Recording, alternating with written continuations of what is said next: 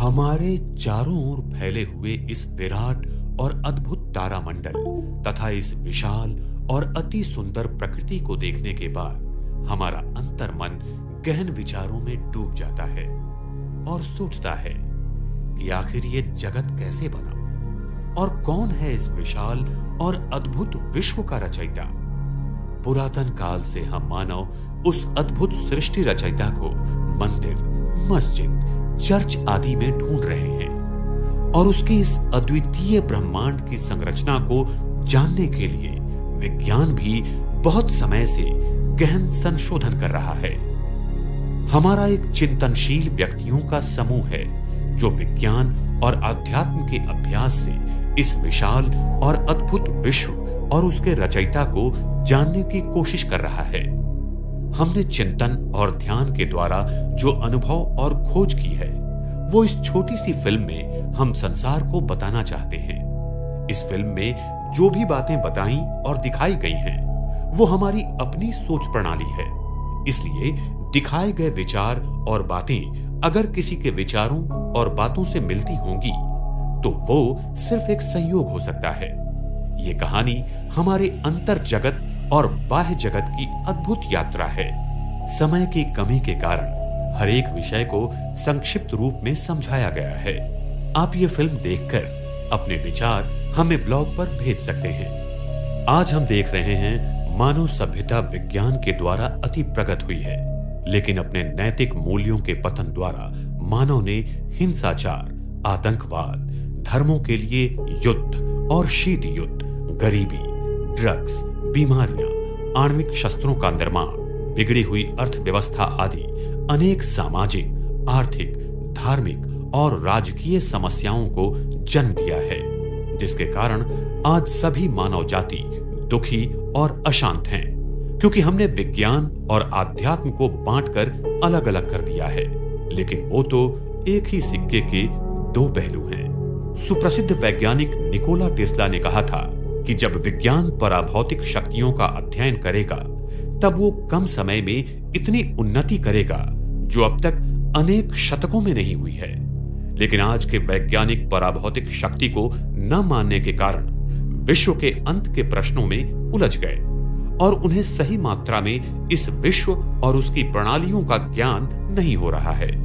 इसीलिए कहा जाता है कि परमात्मा के असली स्वरूप को न जानने के कारण आध्यात्म भटक गया और ईथर को न जानने के कारण विज्ञान भटक गया है। जिस दिन हम मनुष्य इस पराभौतिक शक्ति और ईथर शक्ति का अध्ययन करेंगे तब हम इस संसार को स्वर्णिम युग में परिवर्तित कर सकते हैं।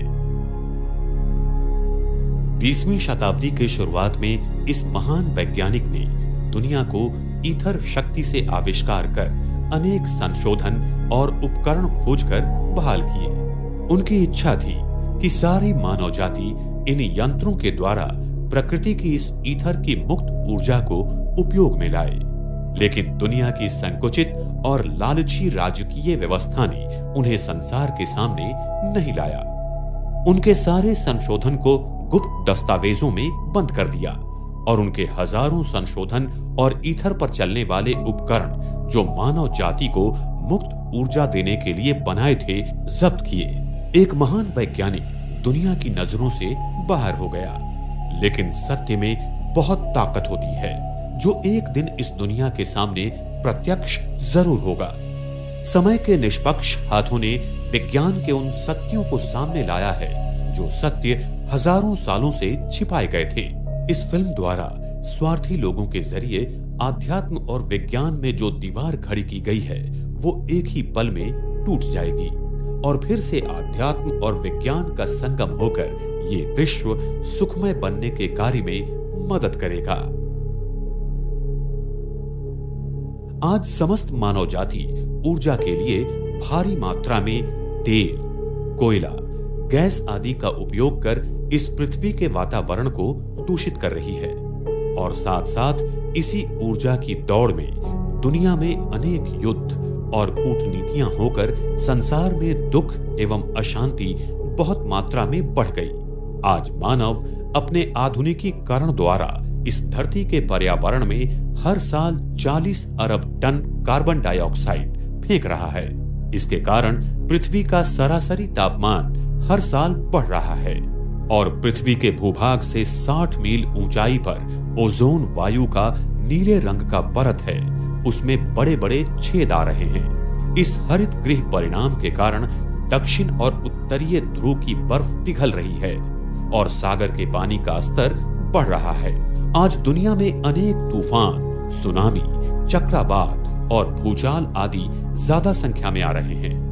दुनिया का 96% बर्फ इन दोनों ध्रुवों पर जमा है और अगर ये सारा बर्फ पिघल गया तो समुद्र की ऊंचाई 300 से 400 फीट बढ़ सकती है, जिससे दुनिया भर में समुद्र किनारों पर बसे सारे शहरों का विध्वंस हो सकता है।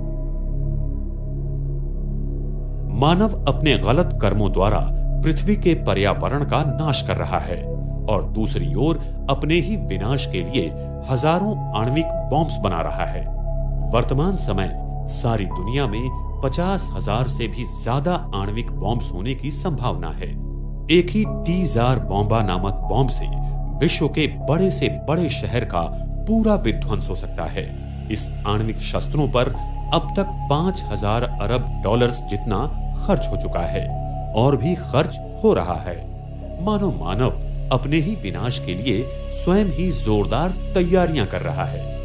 साथ साथ दुनिया भर के भूवैज्ञानिकों ने यह पता लगाया कि पृथ्वी की चुंबकीय शक्ति कम होती जा रही है। अमेरिका के सरकारी पर्यावरण विज्ञान सेवा संस्थान द्वारा दिए गए निबंधानुसार सन 1835 से 1985 तक पृथ्वी के चुंबकीय क्षेत्रों के अध्ययन द्वारा यह निष्कर्ष निकाला गया कि पृथ्वी की चुंबकीय शक्ति प्रति वर्ष 5% कम होती जा रही है। गणितीय अध्ययन द्वारा भूवैज्ञानिक कहते हैं कि इसी रफ्तार से अगर चुंबकीय शक्ति कम होती जाएगी तो आने वाले कुछ ही सालों में वो बहुत कम हो जाएगी, जिस कारण पृथ्वी के ध्रुवों में परिवर्तन आने की संभावना है। पृथ्वी का चुंबकीय क्षेत्र अनेक बार बदल चुका है और इसके सबूत भूवैज्ञानिकों को अंटार्कटिका महासागर के गहरे भूतल में मिले हुए हैं। पृथ्वी की चुंबकीय शक्ति कम होने के कारण दुनिया भर में भूकंप और सुनामी ज्यादा मात्रा में आ रहे हैं। ये सारी घटनाएं भविष्य में आने वाली विशाल सृष्टि परिवर्तन की निशानियां हैं। अब सृष्टि के परिवर्तन के लिए विश्व की अनोखी योजना कार्यान्वित होती दिखाई दे रही है। ब्रह्मांड में सृष्टि चक्र के आदि बिंदु के सानिध्य में 108 दिव्य शक्तियां सक्रिय हैं और ये शक्तियां संपूर्ण विश्व में व्यापक गुप्त रीति से परिवर्तन कर रही हैं। अब परिवर्तन का वो समय आ पहुंचा है, क्योंकि परिवर्तन ही इस सृष्टि का अविनाशी नियम है। संसार की हर चीज को सतो, रजो और तमो इन अवस्थाओं से गुजरना पड़ता है।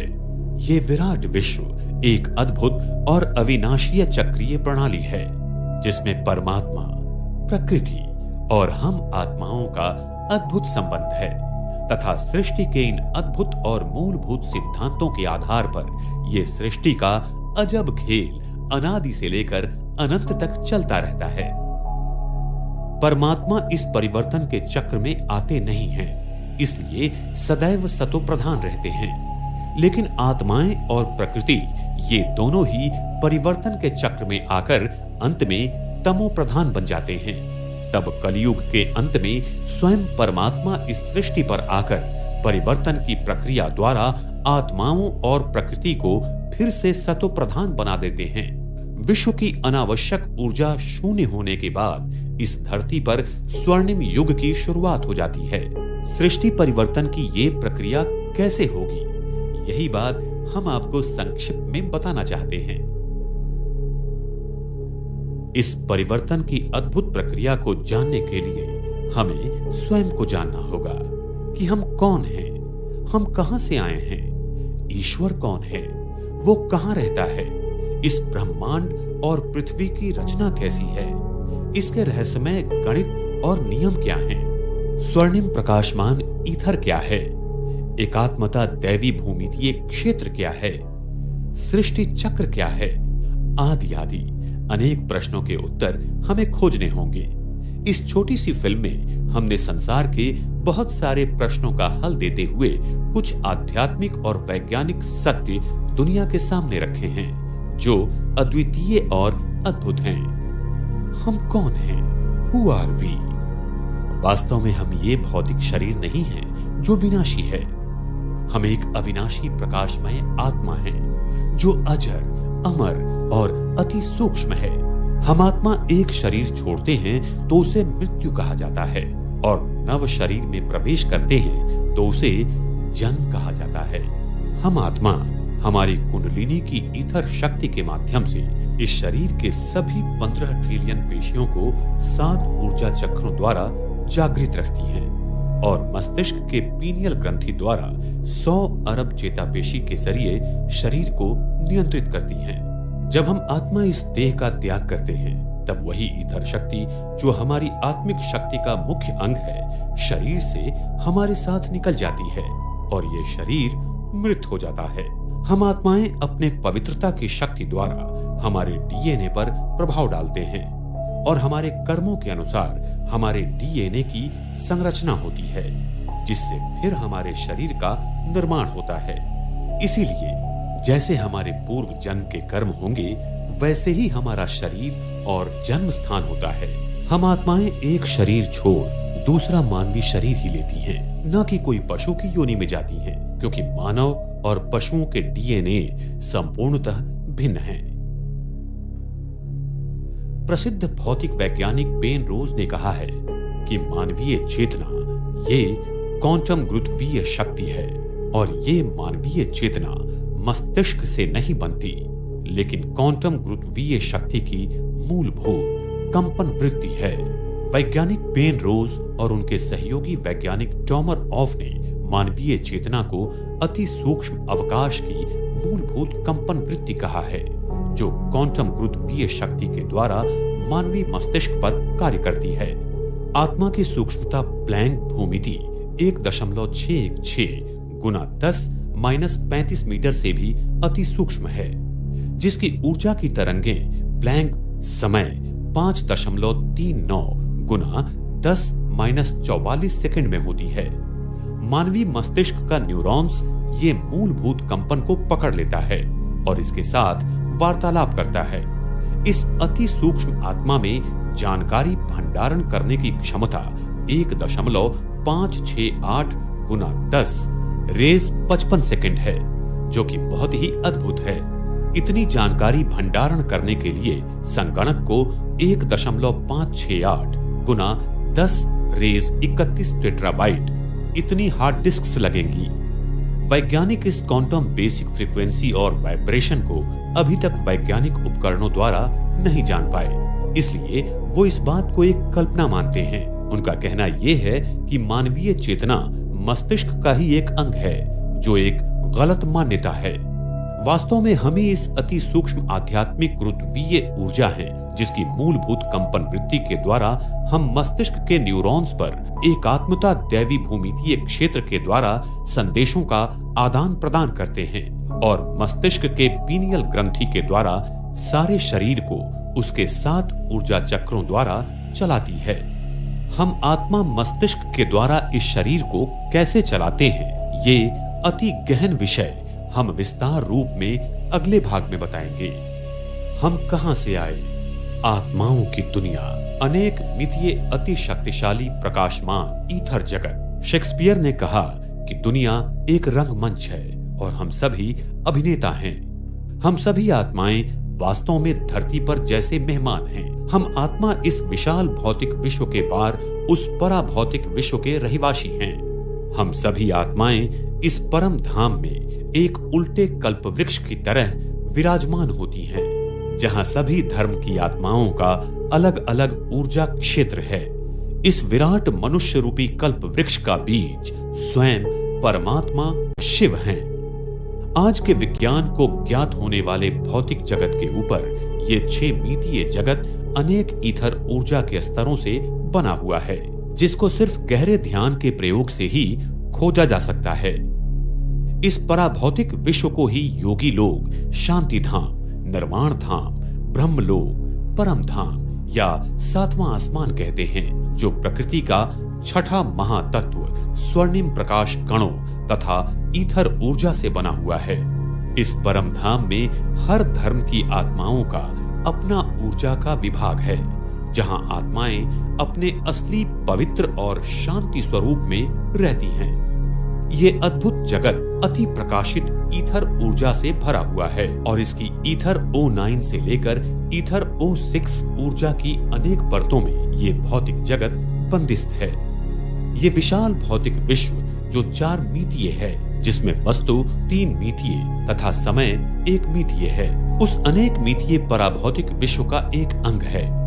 इस पराभौतिक विश्व में समय 3 मितीय तथा वस्तु 1 मितीय हो जाते हैं। आज के वैज्ञानिकों को विश्व का आधा भाग ही पता है, लेकिन उसके ऊपर भी आधा भाग है, जिसमें सूक्ष्म वतन और मूल वतन समाविष्ट है। अगर हम आज ज्ञात होने वाले ब्रह्मांड के आधे हिस्से को ऊपरी हिस्से से जोड़ देंगे तो वो एक संपूर्ण ब्रह्मांड बनेगा जो 10 मितीय है, और तभी ब्रह्मांड के संदर्भ में खोजे गए सूत्रों का सही हल निकलेगा। ब्रह्मांड के 3 लोक हैं। एक स्थूल वतन, यहाँ मनुष्य, प्राणी मात्राएं एवं 5 तत्वों का वास्तव्य है।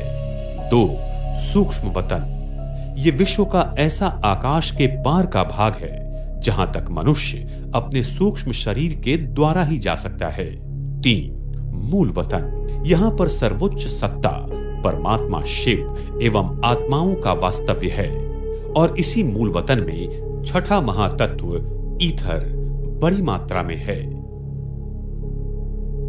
परमात्मा कौन है, उनका वास्तव्य कहां पर है? इस अद्भुत महातत्व में हम आत्माओं के परम पिता परमात्मा शिव अंतिम 10वें मितीय स्थान में विराजमान हैं। वो अत्यंत तेजोमय, प्रकाशमान और अति शक्तिशाली हैं, जिसकी हम कल्पना भी नहीं कर सकते हैं। परमात्मा सारी शक्तियों के, गुणों के असीम सागर हैं, जिनका वर्णन पृथ्वी का कागज, सागर की स्याही और झाड़ की कलम से लिखा नहीं जा सकता। परमात्मा को संसार के बहुत सारे लोग सर्वव्यापी कहकर उन्हें सृष्टि के कण कण में मानते हैं, लेकिन परमात्मा की अति उच्च ऊर्जा की हमें सही पहचान न होने के कारण ईथर ऊर्जा को ही हम परमात्मा मानने लगे। भौतिक जगत के 5 तत्व अग्नि, पृथ्वी, वायु, जल और आकाश, इनमें ये ईथर शक्ति विद्यमान है, जिसके कारण इन 5 तत्वों में ऊर्जा, वस्तुमान एवं बल का निर्माण होता है। लोगों ने इस ईथर तत्व को ही परमात्मा मान लिया और इसी तरह परमात्मा सर्वव्यापी है, ये गलत मान्यता सारे जगत में प्रचलित हो गई। भौतिक शास्त्र के एकात्मता क्षेत्र सिद्धांत के अनुसार विश्व के सभी 4 मूलभूत बल 10 मितीय विश्व में अति प्रचंड ऊर्जा माना 10 रेज 19 गीगा इलेक्ट्रॉन वोल्ट में एकत्रित हो सकते हैं। ये वही जगत है जहां भौतिक जगत के सारे मूलभूत बल एकात्मता दैवी भूमिति क्षेत्र में एकत्रित हो जाते हैं, जो अति प्रकाशित ईथर O9 की अनंत शक्ति से भरा हुआ है। परमात्मा शिव की शक्ति अति प्रकाशित ईथर शक्ति से भी अति उच्च चैतन्य शक्ति है, जिसकी याद से हम आत्मा पतित से पावन बनती हैं। अति प्रकाशित ईथर शक्ति पदार्थों में चेतना निर्माण करती है, लेकिन चैतन्यता नहीं। वो सिर्फ हम आत्माओं में और परमात्मा में ही है। इसीलिए परमात्मा और हम आत्माएं प्रकृति की शक्ति से भिन्न हैं, लेकिन हमारी चैतन्य शक्ति ईथर की शक्ति को संपूर्ण रीति से प्रभावित करती है। यही ईथर शक्ति फिर प्रकृति के 5 तत्वों को हमारे संकल्पों अनुसार प्रभावित करती है। लेकिन ईश्वर वो सर्वोच्च बल नहीं है जिससे प्रकृति के सारे मूलभूत बल निर्माण होते हैं। परमात्मा में प्रकृति को अधिकतम अनावश्यक ऊर्जा से शून्य अनावश्यक ऊर्जा में परिवर्तन करने की शक्ति है, जो वैश्विक चक्र के अंत में प्रकाशमान ईथर की शक्ति से दैवी भूमिति की संरचना द्वारा सारे ब्रह्मांड को फिर से सतो प्रधान अवस्था में लाता है। विविध धर्मों में परमात्मा के प्रति अनेक मान्यताएं हैं, लेकिन अंततः सभी धर्मों में उसे वैश्विक प्रकाश के स्वरूप में ही माना गया है। अनेक धर्मों में परमात्मा के प्रति दी हुई मान्यताएं कुछ इस प्रकार हैं। हिंदू धर्म, मुंडका उपनिषद में कहा गया है, दीप्तिमान कमल के हृदय में ब्रह्मा का निवास स्थान है, जो प्रकाशों का प्रकाश है। हिंदू धर्म में शिव परमात्मा को निराकार ज्योतिर्लिंग के स्वरूप में या पिंडी के रूप में पूजा जाता है। इस्लाम धर्म, पवित्र कुरान में कहा गया है, अल्लाह स्वर्ग और पृथ्वी का प्रकाश है। क्रिश्चियन धर्म, बाइबल में कहा गया है, मैं इस जगत में प्रकाश के स्वरूप में आया हूं। बौद्ध धर्म, धम्मपद में कहा गया है, बुद्ध का तेज लगातार चमक रहा है। सिख धर्म, आदि ग्रंथ में कहा गया है, परमात्मा सत्य है और सबका प्रकाश है। नेविवू अमेरिकन विश्वास, काबालया का गाना में कहा गया है, दैवी प्रकाश मेरे लोगों पर है। अफ्रीकन विश्वास, ट्राइबल अफ्रीकन में कहा गया है, परमात्मा सूरज है जो सारे जगह में प्रकाश फैलाता है। जुडाइज्म, सालमज में कहा गया है, परमात्मा मेरा प्रकाश है जिससे मुझे डरना चाहिए। टेवोज्म, परमात्मा प्रकाशमय ऋषि है जो सभी की सेवा करता है। ईथर ऊर्जा, परा प्रकृति का छठा महातत्व। प्रकृति 5 तत्वों से बनी हुई है, जैसे अग्नि, पृथ्वी, वायु, जल और आकाश। इन सभी तत्वों में प्रकृति का छठा तत्व ईथर सब में मिला हुआ है, जिसकी मात्रा पृथ्वी तत्व में कम तो आकाश तत्व में सबसे ज्यादा है। इसलिए आकाश तत्व को ईथर भी कहा जाता है, लेकिन यह मान्यता गलत है। ईथर 2 प्रकार के होते हैं। एक स्वयं प्रकाशित के स्वरूप में है, जो परम धाम का स्थायी स्वरूप है। दूसरा ईथर ऊर्जात्मक तत्व से बना हुआ है और इस जगत के 5 तत्वों में मिला हुआ है। इसी ईथर शक्ति को हम प्राण वायु, जीवन बल इत्यादि नामों से जानते हैं। द्वापर युग के आरंभ से करीब 2000 साल तक ये प्रकृति के सभी मूलभूत पदार्थ इस ईथर से बने हुए हैं। पहले ये मान्यता थी जो आज के वैज्ञानिक नहीं मानते हैं, लेकिन ईथर ही वो ऊर्जा व प्रकृति की शक्ति है जिससे सारा जगत चलायमान एवं गतिशील है। वास्तव में ईथर का स्वरूप अत्यंत सूक्ष्म है, जिसे प्लैंक मैक्स की भाषा में विश्व का अंतिम भूमितीय क्षेत्र कहा जाता है, जिसकी माप 10-35 मीटर की है। विज्ञान अब तक 10-20 मीटर तक का ही मापन उपकरणों द्वारा कर सकता है। उसके आगे इस अति सूक्ष्म तत्व को विज्ञान नहीं समझ सकता, इसलिए उसे कल्पना मानते हैं, और यही विज्ञान की सबसे बड़ी भूल है। ईथर को विज्ञान की भाषा में पुंजीय निर्वात ऊर्जा कहते हैं, जिसकी घनता 1 क्यूबिक सेंटीमीटर में 5.16 गुना 10⁻93 ग्राम क्यूबिक सेंटीमीटर है। अगर हम इस ब्रह्मांड की सारी आकाश गंगाएं, तारामंडल और ग्रहों आदि को अगर 1 क्यूबिक सेंटीमीटर में भर देंगे तो इसकी घनता 5.16 गुना 10⁻55 ग्राम क्यूबिक सेंटीमीटर तक हो जाती है। इसका मतलब 1 क्यूबिक सेंटीमीटर के ईथर में सारे ब्रह्मांड के दृश्य पदार्थों से भी अधिक 10 गुना 38 शून्य जितनी ऊर्जा विद्यमान है, जो अति भव्य और अति शक्तिशाली है। 1 क्यूबिक सेंटीमीटर की ईथर में इतनी शक्ति है जिससे हम पृथ्वी पर फैले विशाल सागर के पानी का वाष्पीकरण कर सकते हैं। आप कल्पना कीजिए कि सारे विद्यमान जगत में ईथर की शक्ति कितने असीम स्वरूप में फैली हुई है। वो शक्ति अनंत ही है। तो जिस ईथर शक्ति से सारा ब्रह्मांड चलता है, वही शक्ति या बल इन 5 तत्वों में समाई हुई है। उसे विज्ञान ने नहीं मानने के कारण उन्हें भौतिक क्षेत्र के एकात्मता सिद्धांत के समीकरण सूत्र नहीं मिल रहे हैं। बिना ईथर के अस्तित्व के विज्ञान सृष्टि के अद्भुत रहस्यों को तथा एकात्मता सिद्धांत को नहीं खोज सकता। यही ईथर प्रकृति के तत्वों के साथ एक एकात्म भूमितीय क्षेत्र के माध्यम से काम करता है, न कि एकात्म क्षेत्र के समीकरणों में। प्रकृति का गणित भूमिति में है, न कि बीज गणित में। ईथर को दैवी भूमिति की माध्यम से जाना जा सकता है, जिसकी खोज द्वापर युग के आरंभ में हुई थी और अनेक प्राचीन सभ्यताओं ने इसका उपयोग कर अनेक अद्भुत वास्तुशिल्पों का निर्माण किया था, जैसे इजिप्ट के पिरामिड्स, ईस्टर आइलैंड, माया संस्कृति के पिरामिड्स आदि आदि।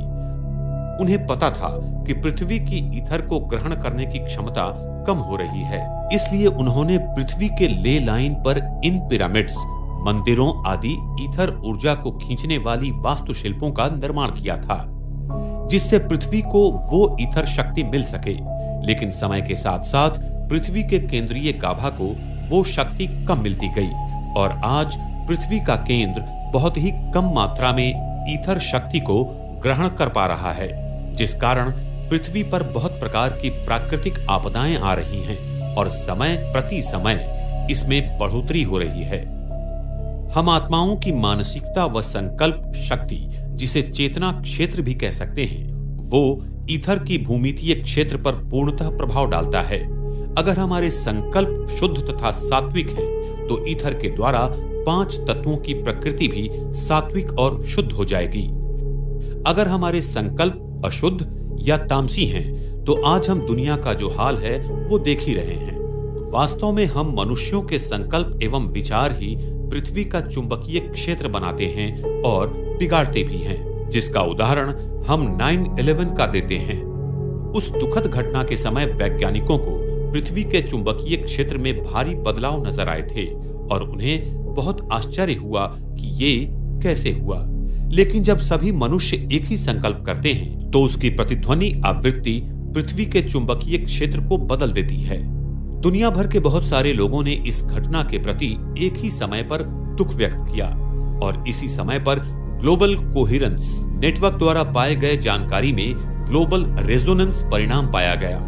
प्रसिद्ध वैज्ञानिक निकोला टेस्ला ने कहा था कि पृथ्वी की कंपन आवृत्ति 6 से 8 हर्ट्ज के बीच में है, जो कि हमारे हृदय के कंपन आवृत्ति के समान है। इसलिए मानव का जागृत क्षेत्र ईथर शक्ति पर बहुत गहरा प्रभाव डालता है। यह अति सूक्ष्म ईथर हम मनुष्य आत्मा के चेतना से अव्यक्त दैवी भूमितीय क्षेत्र के द्वारा जुड़ा हुआ है, जिसकी खोज आज तक नहीं हुई है। जिस दिन हम इस अति सूक्ष्म क्षेत्र की खोज करेंगे, उस दिन हम ब्रह्मांड के सारे रहस्य को जान पाएंगे। प्रकृति में ईथर 4 स्वरूप में 5 तत्वों पर कार्य करता है, जिससे सारा ब्रह्मांड और सजीव सृष्टि कार्यरत है। 1. सौम्य ऊर्जा ईथर, जिसका स्वरूप रेडियल एक्सपेंसिव सेंट्रीफ्यूगल के रूप में है, जो प्रकंपनों की जैविक बलों को एकत्रित करता है, जिससे पृथ्वी जैविक जीवों का निर्माण करती है। 2. प्रकाशमय ईथर, इसका स्वरूप भी रेडियल एक्सपेंसिव सेंट्रीफ्यूगल के रूप में है, जो प्रकृति के पदार्थों को दृश्यमान बनाता है। ये पशु पक्षी और मानव में देखने की क्षमता का निर्माण करता है। प्रकृति के प्रकाश कणों की गति और ऊर्जा को ये नियंत्रित करता है।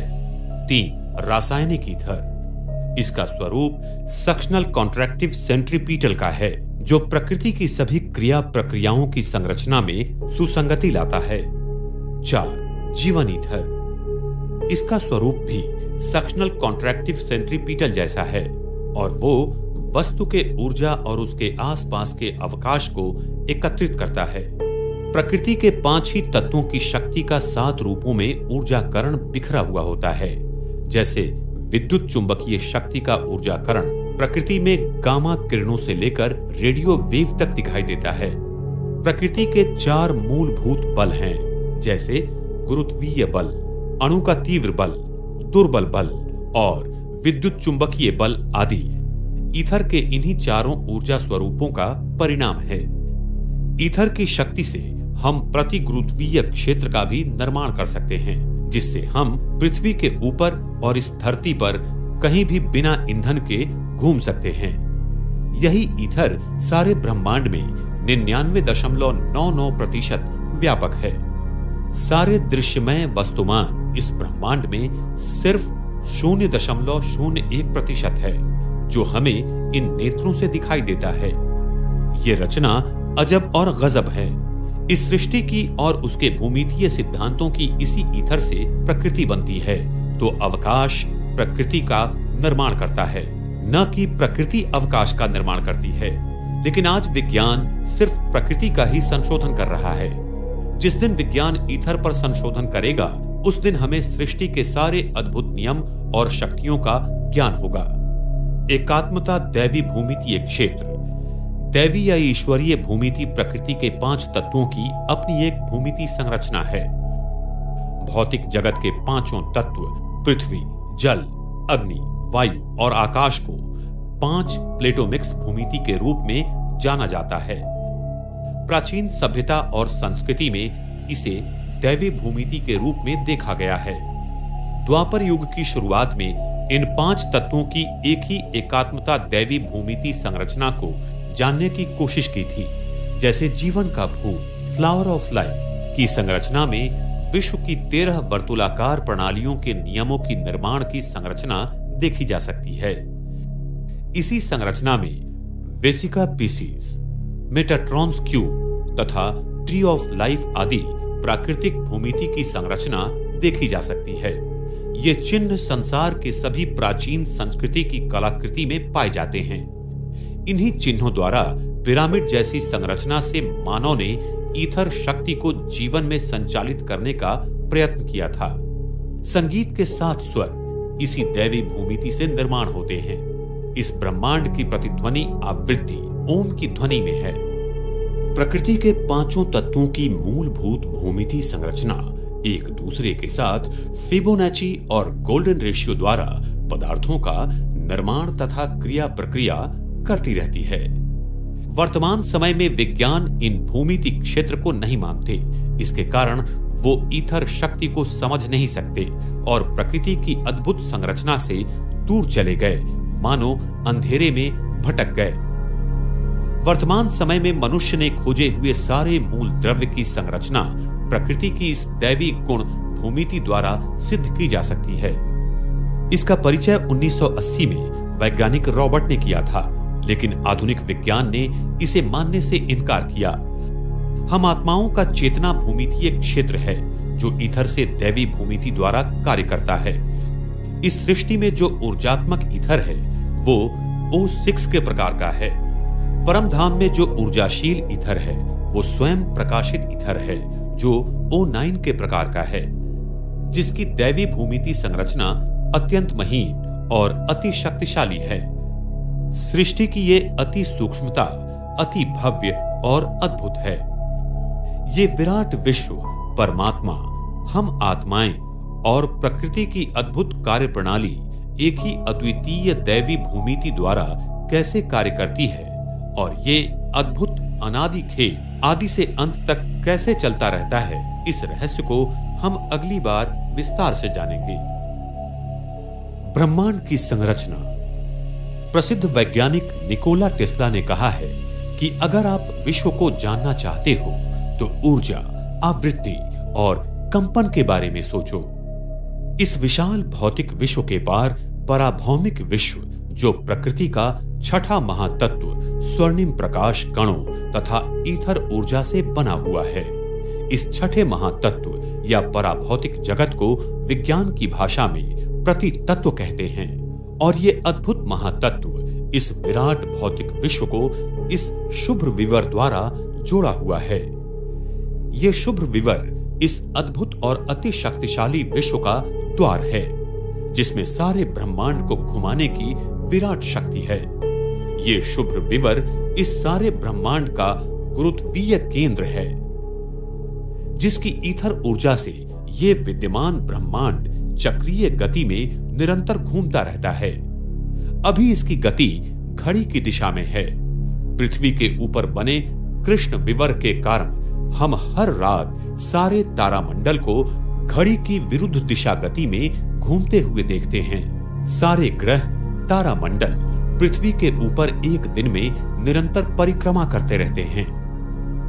हम आत्मा कुंडलिनी शक्ति के माध्यम से इस शरीर को 7 चक्रों द्वारा चलाती हैं। इसी प्रकार से इस पृथ्वी के 13 चक्रीय ऊर्जा केंद्र है, जहां से पृथ्वी के चुंबकीय केंद्रीय गाभा में ईथर ऊर्जा का प्रवाह होता है और पृथ्वी की इस चुंबकीय शक्ति का प्रभाव सारे प्राणी मात्राओं एवं प्रकृति के 5 तत्वों पर पड़ता रहता है। इसीलिए पृथ्वी की चुंबकीय शक्ति में होने वाली नैसर्गिक आपत्ति का ज्ञान प्राणी मात्राओं को पहले से ही हो जाता है। सारे ब्रह्मांड के 108 ऊर्जा केंद्र बिंदु हैं, जो ध्रुवीय तारा के साथ साथ जुड़े हुए हैं, जिससे सारी ईथर ऊर्जा ब्रह्मांड की तारा मंडलों को मिलती रहती है और वो कार्यरत रहते हैं। ब्रह्मांड के हर तारों का ध्रुवीय तारा के साथ सूक्ष्म संबंध होता है और शुभ विवर से ध्रुवीय तारा को शक्ति मिलती है, जिससे ये सारा तारा मंडल पृथ्वी पर निरंतर घूमता रहता है। ये विश्व गोडल विश्व की तरह है, जिसमें हर कण एक पूरे समय का चक्र लगाकर अपने पूर्व स्थान पर आ जाता है।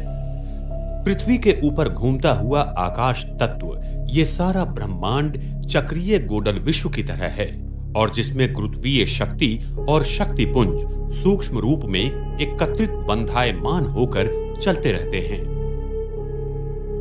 प्रकृति की ये संरचना अत्यंत जटिल और अद्भुत है।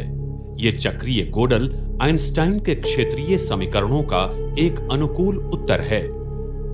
इस चक्रीय गोडल विश्व के द्वारा विद्यमान भौतिक जगत के बहुत सारे प्रश्नों के हल मिल जाते हैं, जैसे कि sun corona, sun neutrino problem, EPR paradox, wave function problem आदि आदि अनेक प्रश्नों के उत्तर मिल जाते हैं।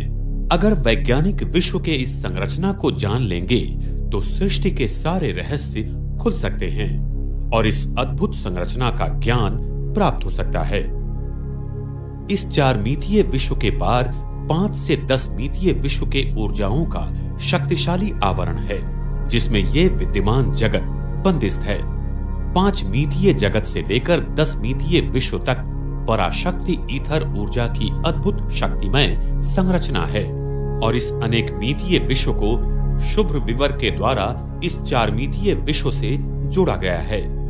परमात्मा 10 मितीय विश्व में अति प्रचंड ऊर्जा के रूप में विराजमान रहते हैं। ये जगत का सच्चा स्वरूप क्वांटम गुरुत्वीय चक्रीय गोडल विश्व में है, जिसको ईथर ऊर्जा सदा चक्रीय गति से घुमाती रहती है। इसलिए सृष्टि के हर भूमितीय संरचना में इसका स्वरूप पाया जाता है और यही सृष्टि की एकात्मता दैवी भूमितीय क्षेत्र है, जिससे प्रकृति का हर कण जुड़ा हुआ है। वैज्ञानिक प्रकृति के इस दैवी भूमिति को नहीं मानते, इसलिए प्रकृति की रचना को देखकर अत्यंत दंग रह जाते हैं और सोचते हैं कि ये कैसे बना है। इस सृष्टि की रचना 5 तत्व तथा 5 मूलभूत बलों से हुई है। 5 तत्व मुख्यतः पृथ्वी, जल, अग्नि, वायु और आकाश, और मुख्य बल है गुरुत्वीय बल, विद्युत चुंबकीय बल, अणु के क्षीण बल तथा तीव्र बल और अंत में ईथर बल। वर्तमान समय में वैज्ञानिक सृष्टि के अणु, रेणु और इसके भी अति सूक्ष्म कणों की रचना और उनके बलों की कार्यप्रणाली पर संशोधन कर रहे हैं। आज कणीय भौतिक शास्त्र के द्वारा वैज्ञानिक मूलभूत कणों की संरचना के माध्यम द्वारा इस विश्व की एकात्मता क्षेत्र सिद्धांत को ढूंढ रहे हैं। उन्हें लगता है कि शायद इन सभी कणों का कोई मूलभूत कण होगा या इन वैश्विक बलों का भी कोई एक सर्वोच्च बल होगा। अगर हम विश्व की इस एकात्मता क्षेत्र सिद्धांत के गणित समीकरणों को जान लेंगे तो विश्व का आदि, मध्य, अंत या उसके ऊपर नियंत्रण किया जा सकता है। इसी उद्देश्य से महान वैज्ञानिक अल्बर्ट आइंस्टाइन ने 30 साल तक इसी सिद्धांत पर संशोधन किया और आज दुनिया भर के वैज्ञानिक पिछले 60-70 साल से इसी भौतिकी सिद्धांत पर कार्य कर रहे हैं। वैज्ञानिक मुख्य भूल ये कर रहे हैं कि वो सृष्टि के मूलभूत कणों का वर्गीकरण 5 तत्वों के रूपों में नहीं कर रहे हैं और इन्हीं 5 तत्वों के कणों में अद्भुत भौतिक संरचना बनी हुई है। उन सभी संरचना की एक एकात्मता दैवी भूमितीय क्षेत्र है जो सारे कणों को व तत्वों को जोड़कर रखता है, जिससे ये सारा ब्रह्मांड चलता रहता है। वैज्ञानिक इस एकात्मता दैवी भूमितीय क्षेत्र को मानते नहीं, इसलिए वो सृष्टि के इस अद्भुत एकात्मता दैवी भूमितीय क्षेत्र सिद्धांत को खोज नहीं पा रहे हैं। वास्तव में कोई एक मूलभूत कण नहीं है, वह कोई एक मूलभूत बल नहीं है। इस ब्रह्मांड का एकात्म भूमिति क्षेत्र ईथर के आकार के कणों में सजा जाता है। इसी भूमिति क्षेत्र में विश्व के सारे कणों और बलों की एक अद्भुत संरचना छिपी हुई है और उन्हीं संरचना के गणितीय सिद्धांतों पर यह विद्यमान जगत कार्यरत रहता है। यही एकात्मता क्षेत्र हमारे शरीर के 7 ऊर्जा चक्र, पृथ्वी के 13 ऊर्जा चक्र और ब्रह्मांड के 108 ऊर्जा चक्रों को एक ही संरचना में बनाए रखता है। और जब जब ये संरचना बिगड़ जाती है, उसमें अनावश्यक ऊर्जा बढ़ने लगती है। तब स्वयं परमात्मा अपनी इस ध्रुवीय ईथर शक्ति से सारे ब्रह्मांड को फिर से नए में परिवर्तित कर देता है। पृथ्वी की संरचना। ये विराट पृथ्वी अपने आप में एक असीम शक्तियों का और रहस्यों का भंडार है। वास्तव में हमारी ये विशाल पृथ्वी गोल नहीं, बल्कि एक चक्ति की तरह स्थिर है और उस पर यह सारा ब्रह्मांड उस शुभ्र विवर के शक्ति द्वारा एक जालीय पिंजरे की तरह निरंतर चक्रीय दिशा में घूमता रहता है। आकाश में हमें जो ध्रुवीय तारा दिखाई देता है और जो सदैव स्थिर है, सारा ब्रह्मांड उसके चारों ओर चक्रीय दिशा में घूमता हुआ नजर आता है। यह ध्रुवीय तारा परमधाम की स्वर्णिम ईथर ऊर्जा से भरा हुआ है और शुभ्र विवर से जुड़ा हुआ है, जिसका ब्रह्मांड के हर तारों के साथ सूक्ष्म संबंध है। इसलिए इसके ईथर ऊर्जा से तथा शुभ्र विवर की चक्रीय गति से सारा तारामंडल निरंतर पृथ्वी पर घूमता रहता है। ध्रुवीय तारा के कारण हर तारों को और आकाश गंगाओं को ऊर्जा मिलती रहती है। इस ब्रह्मांड की ये एक अद्भुत सच्चाई और प्रणाली है। ये पृथ्वी घूमती नहीं है और अगर ये घूमती रहती तो इस पर बसा ये सारा वातावरण नष्ट हो जाता और यहाँ जीव सृष्टि का निवास संभव नहीं था। इस स्थिर धरती पर सारा तारामंडल, सूर्य, चंद्रमा आदि चक्रीय गति से निरंतर घूमने के कारण उत्पन्न होने वाले विद्युत चुंबकीय क्षेत्र से पृथ्वी का ऊपरी पर्यावरण निरंतर चार्ज होता रहता है। सूर्य और चंद्रमा की प्रकाशीय किरणों की गति चक्रीय होने के कारण वह धरती पर गोल आकार में गिरती है और हमें अवकाश से पृथ्वी गोलाकार नजर आती है। सूर्य और चंद्रमा की प्रकाश की किरणें कृष्ण विवर में से गुजरकर पृथ्वी पर पड़ती हैं। तब वो चक्रीय गति से नीचे की ओर आकर फिर से निर्माण स्थान के लिए जाने की कोशिश करती हैं। उसके कारण हम पृथ्वी पर दिन और रात अनुभव करते हैं तथा सूर्य ग्रहण और चंद्र ग्रहण प्रकाश की इस वक्रीय गति के कारण होता है। जिस जगह पर सूर्य की प्रकाश की किरणें आती हैं वहां दिन, जहां नहीं आती वहां रात हो जाती है। अभी अंतरिक्ष में जो भी यान या उपग्रह चांद या मंगल ग्रहों पर जाने के लिए भेजते हैं, वो पृथ्वी के ऊपर की चक्रीय अवकाशीय संरचना के कारण पृथ्वी के दक्षिण ध्रुव के बाहर के क्षेत्र पर पहुंचते गिर जाते या तो भटक जाते हैं, जो जगह अभी तक खोजी नहीं गई है, क्योंकि अवकाश में जाने के बाद गति कम होने के कारण उस पर पृथ्वी का गुरुत्वीय बल बढ़ जाता है, जिसके कारण यान या उपग्रह की दिशा बदल जाती है और वो चंद्र या मंगल ग्रहों पर जाते ही नहीं हैं। इसीलिए कोई भी यान या उपग्रह चांद या मंगल पर भेजना माना उस देश की संपत्ति और ऊर्जा को नष्ट करने जैसा ही है, क्योंकि पृथ्वी की चक्रीय अवकाशीय संरचना के कारण वहां जाना पूरी तरह से असंभव है। इस धरती पर ही पदार्थों पर त्वरण कार्य करता है। अंतरिक्ष में त्वरण अस्तित्व में नहीं आता है। सभी तारामंडल और ग्रह त्वरण विरहित और वजन रहित हैं और पृथ्वी के ऊपर करीब 36,000 किलोमीटर तक ही त्वरण सूक्ष्म रूप में रहता है। उसके ऊपर त्वरण नहीं रहता है, जिससे सारे उपग्रह चलते रहते हैं। अगर मानव अंतरिक्ष में और ऊपर जाने की कोशिश करता है तो त्वरण समाप्त हो जाता है और अवकाश काल की संरचना में कतरन शुरू हो जाती है, जो अति चक्रीय गति के रूप में है, और इसके कारण मानव पर G20 तक के बलों का कार्य चलता है और मानवीय शरीर मुड़कर आ जाता है। पृथ्वी के ऊपर और नीचे बने हुए कृष्ण विवर के कारण पृथ्वी के ऊपर के अवकाश की ऐसी जटिल रचना बनी हुई है। अपोलो और सुएज यान के कई यात्री चांद पर गए ही नहीं, क्योंकि पृथ्वी के ऊपर की अवकाशीय संरचना के कारण मानवीय देह चक्राकार रीति से मुड़कर टूटना शुरू हो जाता है। इसलिए इन यानों के पहले यात्री मर गए और उनके शरीर मुड़कर आ गए थे। गहरे अवकाशीय मिशन सफल होने का दावा करना ये सरासर विज्ञान जगत द्वारा आम जनता को फंसाने जैसा ही है, क्योंकि इन मिशंस में देश की बहुत संपत्ति का अपव्यय होता है। आज सारा विज्ञान यूक्लिडियन भूमिति के आधार पर जगत का अध्ययन करता है और इस धरती पर हमें इसी भूमितीय आधार पर क्षितिज का दृश्य दिखाई देता है, क्योंकि मानव का नेत्र तथा कैमरों के लेंस भी इस भूमितीय रचना द्वारा बने हुए हैं, जिस कारण हम क्षितिज के पार की भूमि को देख नहीं पाते हैं। अगर हम गोडल क्षेत्रीय भूमिति के द्वारा बने हुए लेंसों से क्षितिज को देखेंगे तो हमें क्षितिज के पार की भूमि भी दिखाई देगी, क्योंकि ये जगत गोडल मैट्रिक ज्योमेट्री की संरचना द्वारा बना हुआ है। इसी संरचना से सारे ग्रह तथा आकाश गंगाएं अंतरिक्ष में गुरुत्वीय कक्षा रहित घूम रहे हैं। उनमें कोई गुरुत्वीय कक्षा निर्माण नहीं होती है, क्योंकि ये तारामंडल और ग्रह वस्तुमान रहित है, जिनमें गुरुत्वीय बिंदु समान होते हैं और इसके कारण उनके बीच का गुरुत्वीय बल शून्य हो जाता है। ये सारे ग्रह और तारामंडल गोडल विश्व की चक्रीय अवकाश की रचना के सिद्धांत द्वारा चलते रहते हैं और पृथ्वी पर हर दिन पूरा चक्कर लगाते रहते हैं।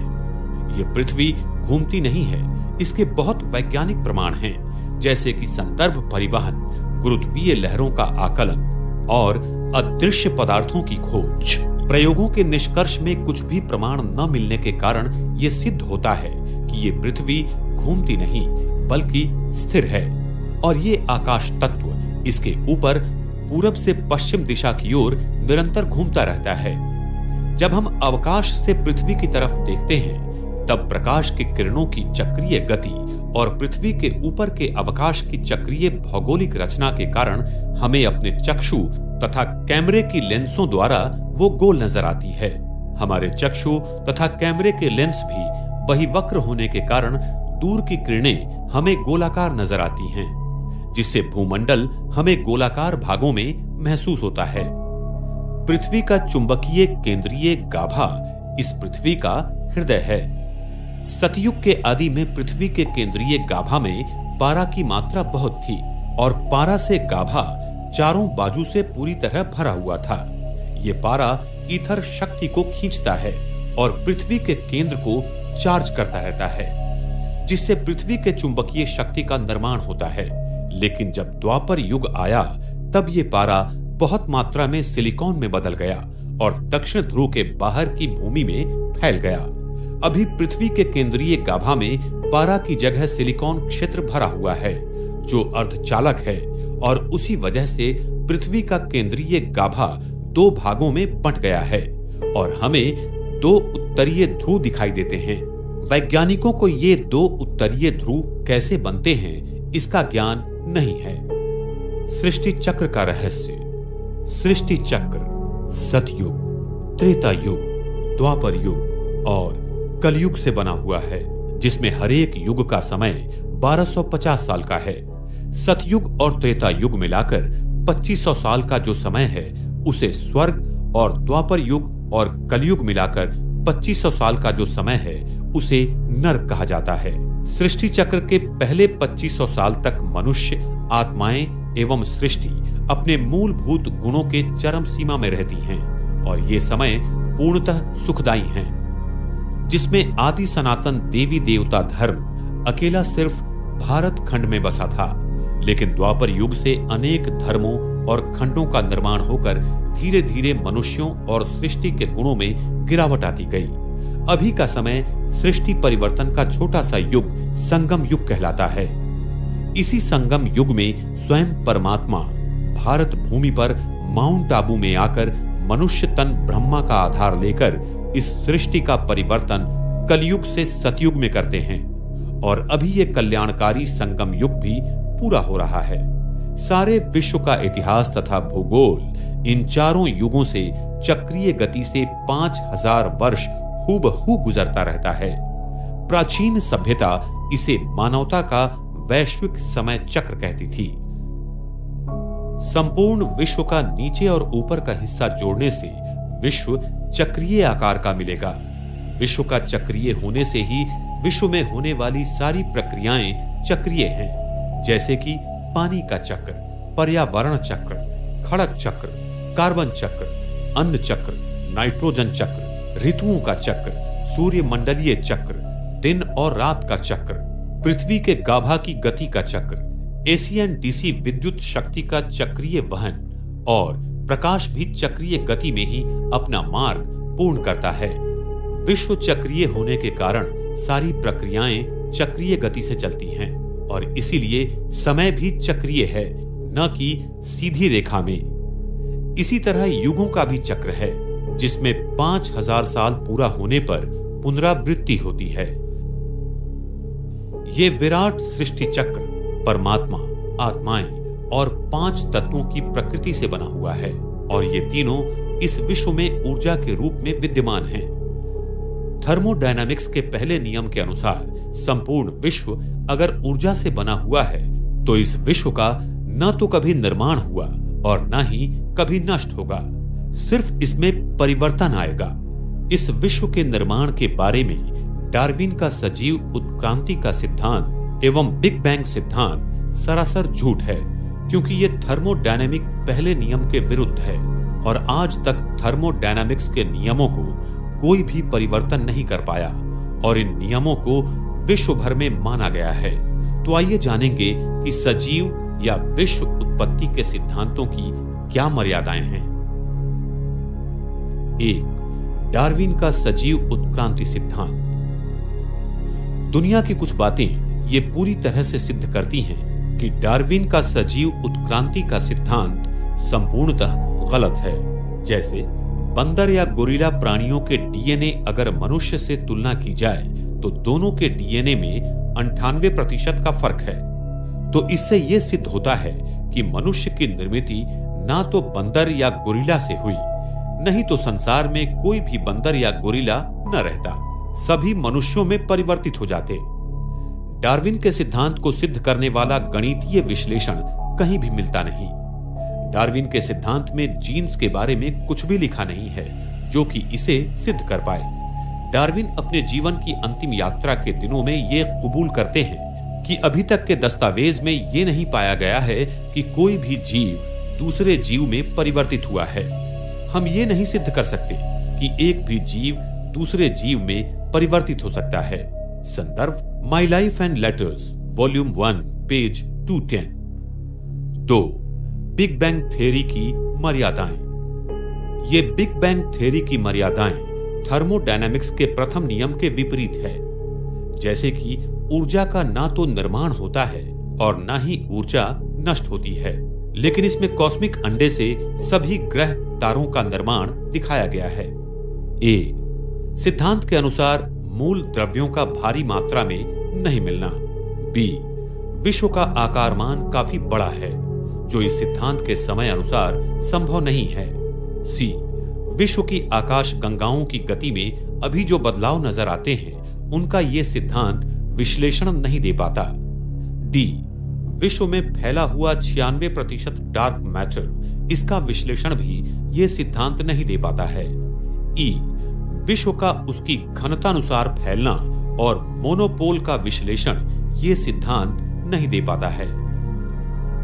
विश्व की आयु। विश्व की आयु मुख्यतः कार्बन डेटिंग पद्धति से तय की जाती है। इस पद्धति में बहुत सारी त्रुटियां हैं जिसके कारण आज विश्व की आयु लाखों एवं करोड़ों साल मानी गई है। कार्बन डेटिंग पद्धति की मर्यादाएं। कार्बन डेटिंग पद्धति की मर्यादाओं के कारण इस पद्धति में पदार्थों की उम्र में त्रुटियां पाई जाती हैं।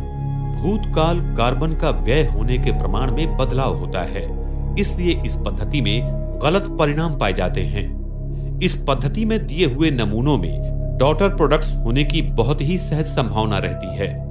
भूतकाल में पर्यावरण के बदलाव के कारण भी गलत परिणाम मिलते हैं। अति उच्च ऊर्जा कण, किरणोत्सारी खनिज और रसायन अगर इस नमूने के सानिध्य में आए तो कार्बन व्यय प्रमाण में बहुत बड़े बदलाव आते हैं। इस पद्धति में ऐसे माना जाता है कि नमूने का अंत का पदार्थ शीशा है, लेकिन उसमें यूरेनियम या थोरियम मिश्रित स्वरूप पाए जाते हैं। शीशा रेशियो की तुलना में त्रुटियां होने के कारण नमूने की सही उम्र मिलना संभव नहीं है। पृथ्वी के वैन एलन बेल्ट में चुंबकीय क्षेत्रों के बदलाव से भी व्यय प्रमाण में बदलाव पाए जाते हैं। यूरेनियम, थोरियम और कार्बन डेटिंग पद्धति द्वारा एक ही नमूने के परिणाम में अलग अलग आयु पाई जाती है। दुनिया भर के वैज्ञानिक प्रात्यक्षिकों में ये पद्धति को गलत पाया गया है। इस विश्व की आयु हजारों न कि लाखों या करोड़ों साल है।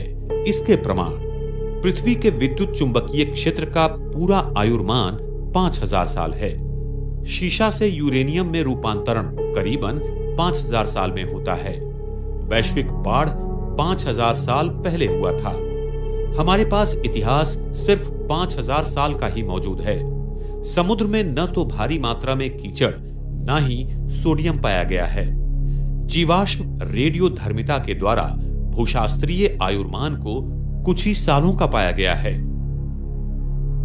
जब सृष्टि में मनुष्यों एवं प्रकृति के पांचों तत्वों के गुणों का पतन होता है तो हर 5000 साल के बाद विश्व का परिवर्तन होता है।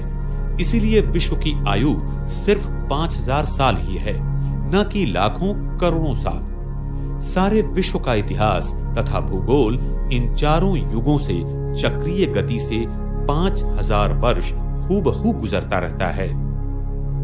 सतयुग। इस सृष्टि के प्रारंभ में हम सारी आत्माएं अपने स्वर्णिम ईथर ऊर्जा से भरपूर परम धाम घर में संपूर्ण शुद्ध स्वरूप में रहती थीं। तब परम धाम का केंद्रीय गुरुत्वीय बल शून्य रहता है। साथ साथ पृथ्वी का भी केंद्रीय गुरुत्वीय बल शून्य रहता है। इस पृथ्वी पर तब हम आत्माएं देवी देवताओं के पवित्र स्वरूप में रहते थे। सारे विश्व पर श्री लक्ष्मी, श्री नारायण का राज्य था। इसी अति प्रगत सतयुगी संस्कृति को आज लोग अटलांटिस एवं मारिया आदि नामों से ढूंढ रहे हैं और प्राचीन संस्कृतियां जैसे माया, इजिप्ट आदि में इनके बारे में लिखा हुआ है। सतयुग की आदि में परम धाम की ईथर ऊर्जा पृथ्वी पर शुभ्र विवर के द्वारा निरंतर फैलती रहती है, जिससे सारा ब्रह्मांड एक अलग स्वर्णिम कणों द्वारा प्रभावित और तेजोमय रहता है। इस ईथर ऊर्जा की अखंड प्रवाह के कारण इस पृथ्वी पर जीव सृष्टि अपनी अति सतोप्रधान अवस्था में रहती है। तभी आकाश मंडल और भूमंडल का गुरुत्वीय केंद्र एक ही दिशा में होने के कारण सूर्य और चंद्रमा पृथ्वी पर सरल दिशा में घूमते थे, जिससे चंद्रमा हर रोज पूर्ण रूप से दिखाई देते थे, न कि कोई कला के रूप में। सतयुग त्रेता युग में सभी राशि के 108 तारामंडल आकाश तत्व में एक ही मुकुट की रचना अनुसार घूमते थे और सप्तऋषि तारे भी ध्रुवीय तारा के नीचे एक ही लाइन में थे। इस समय प्रकाश की गति बहुत धीमी होने के कारण दिन और रात भी 21-21 घंटे के थे। आकाश तत्व का घूमना भी धीमी गति से था, क्योंकि तब विश्व की घनता भी कम थी। ये सारा नजारा सतयुग और त्रेता युग में 2500 वर्ष तक सदा चलता रहता है। हमारी कुंडलिनी शक्ति हमारे सहस्र चक्र में सदा विराजमान थी, क्योंकि हमारी मानसिक स्थिति आत्म अभिमानी थी। इस स्थिति के कारण हमारे अंदर इथर शक्ति का प्रवाह ध्रुवीय तारा के द्वारा निरंतर था और सारा तारामंडल हमारे संकल्पों पर चलता था। सतयुग के आदि में पृथ्वी में पारा की मात्रा बहुत थी और पृथ्वी का केंद्रीय गाभा पारा की इसी चारों बाजू से पूरी तरह भरा हुआ था। ये पारा ईथर शक्ति को खींचता है और पृथ्वी के केंद्र को चार्ज करता रहता है, जिससे पृथ्वी में चुंबकीय शक्ति का निर्माण होता है। सतयुग में पृथ्वी के चुंबकीय शक्ति मोनोपोल थी और उसके सारे ऊर्जा केंद्र एक ही जगह केंद्रित थे, जिसके कारण फिर अक्षांश और रेखांश नहीं थे और पृथ्वी का भूभाग कमल की तरह बना हुआ था। सागर का पानी मीठा और शुद्ध था, जिसमें नमक जरा भी नहीं था। सागर पृथ्वी के सारे भूभाग पर चक्रीय तालाब की तरह फैला हुआ था, जो अभी दक्षिण ध्रुव के उस पार भी है, और सागर इतना गहरा भी नहीं था। हर जगह उस भूतल को हम देख सकती हैं। इतना सागर का पानी स्वच्छ, शुद्ध और पारदर्शक था। इस युग में हम मनुष्य आत्माओं की सतो प्रधान अवस्था के कारण प्रकृति हमारे आदेशों पर चलती थी। सतयुग के पुष्पक विमान टेस्ला कॉइल की प्रणाली पर ईथर ऊर्जा द्वारा चलते थे और वो हमारे संकल्प द्वारा नियंत्रित किए जाते थे। वहां पर सोने के महल होंगे जो कि हीरों से जड़े हुए होंगे। वहां पर विज्ञान अपनी सतो प्रधान की चरम सीमा पर था। सतयुग में दो प्रकार के खनिज पत्थर होते हैं, एक किम्बरलाइट और दूसरा लिम्प्रोलाइट, जिसमें बहुत प्रकार के हीरे पाए जाते हैं। इनमें प्रकाश की किरणें अनेक रंगों में परिवर्तित तथा उत्सर्जित करने की क्षमता बहुत ज्यादा है। इन्हीं हीरों द्वारा सतयुग के स्वर्णिम महलों में अनेक प्रकार के रंगों की रोशनी रहेंगी और इन हीरों से निकलने वाली किरणों का रंग हम अपने संकल्प द्वारा नियंत्रित या परिवर्तित कर सकते हैं। सतयुग में प्रकाश कणों की प्रकाश कोण डायनेमिक होती है, जिसके कारण जब विश्व महाराजन संकेत करेंगे कि दिन, तो सूरज की प्रकाश कणों का प्रकाश शंकु 180 अंश कोणीय में खुल जाएगा और सारी धरती पर एक ही समय दिन होगा। और जब रात का संकल्प करेंगे तब सारी पृथ्वी पर रात होगी। लेकिन उस समय चंद्रमा पर पड़ी हुई सूरज की किरणों का प्रतिबिंब धरती पर आएगा और चंद्रमा हर दिन पूर्ण रूप में रहेगा।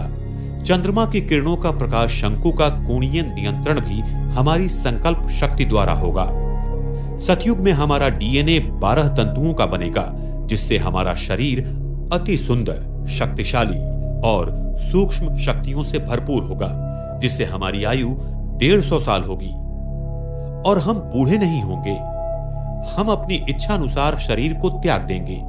हमारे मस्तिष्क पर तेजोमय वलय सदा रहेगा। इसीलिए मंदिरों में देवताओं के आगे दिए जलाते हैं, क्योंकि उनकी आत्म ज्योति सदैव जलती थी। देवी देवताओं का जन्म भी पवित्रता की शक्ति से आंखों द्वारा नयन दर्शन से होगा। वहां काम विकार से कोई भी रचना नहीं होती है। वर्तमान समय में मोर पंछी का जन्म भी उसके आंख से निकले हुए आंसुओं को मादा मोर पंछी ग्रहण करने से होता है। इसीलिए उसकी पवित्रता के कारण कृष्ण के मुकुट में मोर का पंख दिखाते हैं और वो भारत का राष्ट्रीय पक्षी है। सतयुग में प्राणियों की रचना मैग्नेटिक फील्ड के रूप में खिलौनों के रूप में होगी और वो बहुत सुंदर और सात्विक होंगे। हम मनुष्य आत्मा सतयुग से लेकर त्रेता युग तक सदैव आत्मिक स्वरूप में 2500 वर्ष तक शुद्ध पवित्र स्वरूप में थी। सतयुग की प्रगत वैज्ञानिक संरचना तथा तकनीकी के बारे में हम आपको अधिक विस्तार में अगले भाग में बताएंगे। द्वापर युग। हम आत्माओं की पवित्रता ब्रह्मांड के ईथर ऊर्जा और गुरुत्वीय बल को नियंत्रित करती है। इसलिए जब हमारी मानसिकता में बदलाव आते हैं तो प्रकृति में उसी रूप में परिवर्तन होता है। द्वापर युग की शुरुआत में हम मनुष्य आत्मा अपने आप को आत्मा भूलकर देह समझने लगते हैं, जिससे हम आत्माओं की पवित्रता सतो से रजो प्रधान में होने के कारण ब्रह्मांड के अवकाश और काल की रचना में बदलाव आते हैं। पृथ्वी के ऊपर और नीचे दोनों जगह की अवकाश में चक्रीय भौगोलिक रचना में 2 कृष्ण विवरों का निर्माण हो जाता है। इस कारण पृथ्वी के केंद्रीय गाभा में विद्युत रोधक मूल द्रव्य का निर्माण हो जाता है और पृथ्वी का केंद्रीय गाभा जो एक चुंबकीय क्षेत्र था वो दो चुंबकीय क्षेत्र में बंट जाता है, जिससे सारे भूखंडों में हलचल हो जाती है और वो बिखर जाते हैं। इस घटना को वैज्ञानिक पेंजिया इवेंट के नाम से जानते हैं। पृथ्वी के चुंबकीय ध्रुवों की अदला बदल होती है। ये सत्य भी वैज्ञानिकों को सागर के तलों में मिला हुआ है। साथ ही साथ पृथ्वी के गाभा की चुंबकीय शक्ति कम होना शुरू हो जाती है, जो कलयुग के अंत में पूर्ण रूप से क्षीण हो जाती है। द्वापर युग में पृथ्वी पर आए भूकंप, प्रलय आदि के कारण ये अति प्रगत सतयुगी संस्कृति समुद्र में चली जाती है, जिसे आज लोग एटलांटिस एवं मारिया आदि नामों से ढूंढ रहे हैं। पृथ्वी के ऊपर और नीचे दोनों जगह पर दो कृष्ण विवरों का निर्माण हो जाने के कारण आकाश तत्व सिकुड़ जाता है और धरती के ऊपर आकाश तत्व में दो आकाश निर्माण हो जाते हैं। एक आकाश उत्तर ध्रुवीय से लेकर विषुववृत्त तक बनता है और दूसरा विषुववृत्त से लेकर दक्षिण ध्रुवीय तक बनता है। उत्तर ध्रुवीय आकाश तत्व में प्रकाश कण घड़ी की विरुद्ध दिशा में घूमते हैं, क्योंकि यहाँ पृथ्वी का चुंबकीय क्षेत्र घड़ी के विरुद्ध दिशा में घूमता है। इसलिए हमें आकाश में तारामंडल आदि घड़ी की विरुद्ध दिशा में घूमते नजर आते हैं और दक्षिण ध्रुवीय आकाश तत्व में पृथ्वी का चुंबकीय क्षेत्र घड़ी की दिशा में घूमता है। इसलिए प्रकाश कण उसी दिशा में घूमते हैं। इसलिए हमें यहाँ तारामंडल घड़ी की दिशा में घूमता नजर आता है। साथ साथ पृथ्वी की भूमंडलीय सीमा भी सिकुड़ जाती है और पृथ्वी अवकाश की परिमितीय अधिक चक्रीय हो जाने के कारण प्रकाश चक्रीय गति से शंकु की तरह पृथ्वी पर गिरने लगती है, जिससे अभी हमें पृथ्वी गोल नजर आती है।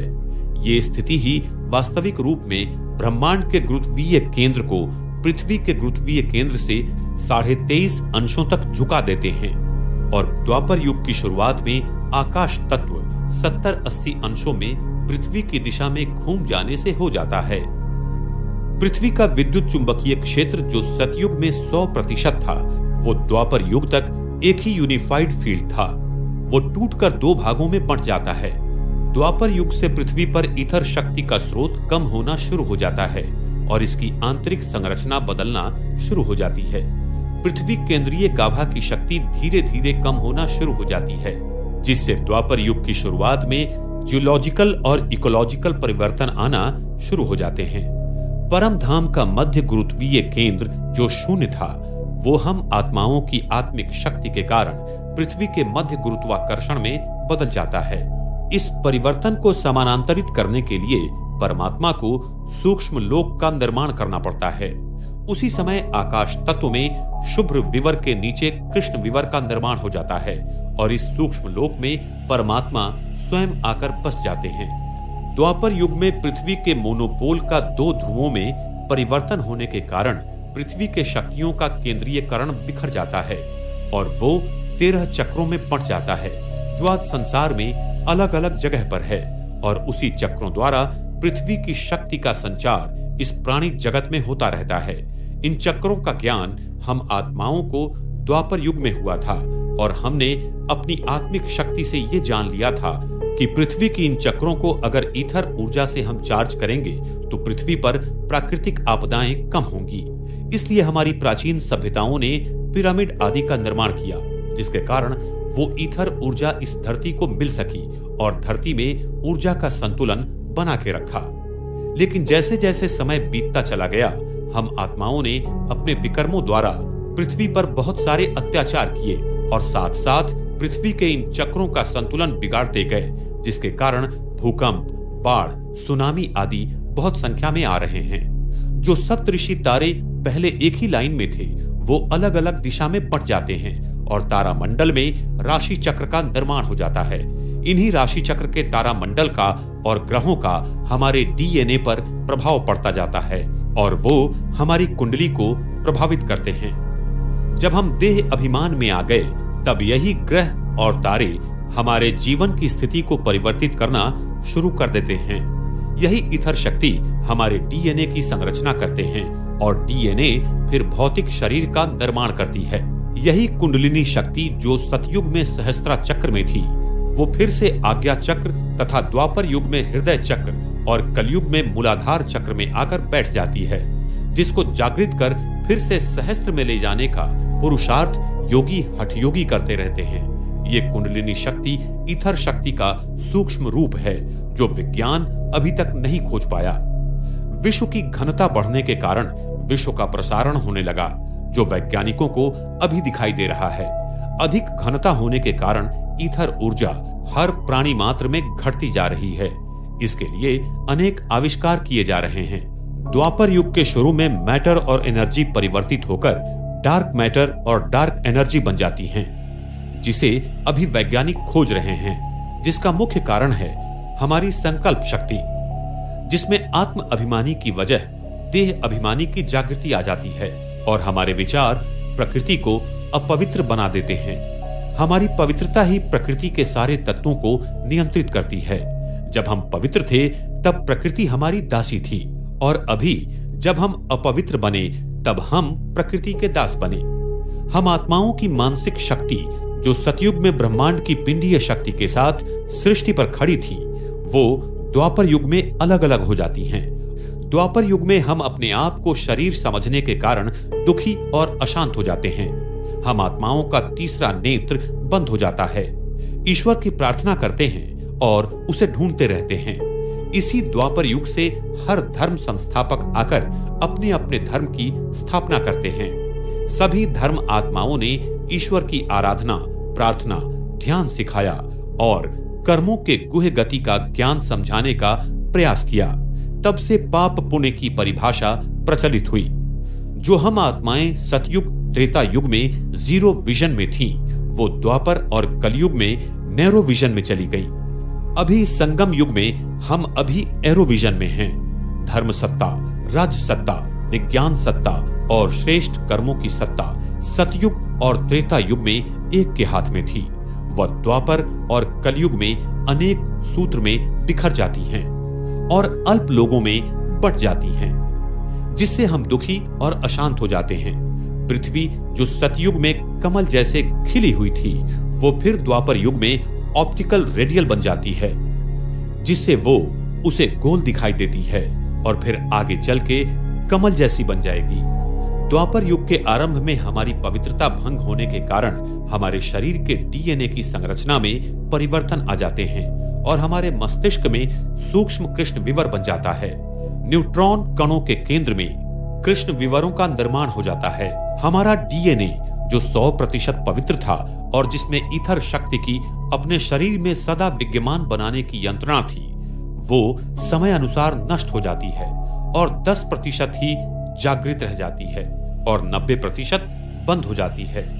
इस 10% भाग में हमारे पूर्व जन्म के कर्म संकल्प की रिकॉर्डिंग बंदिस्त हो जाती है और उसी की बदली संरचना के कारण जो डीएनए का 10% भाग होता है उसका निर्माण होता है और उसके हिसाब से हमारे शरीर का निर्माण होता है।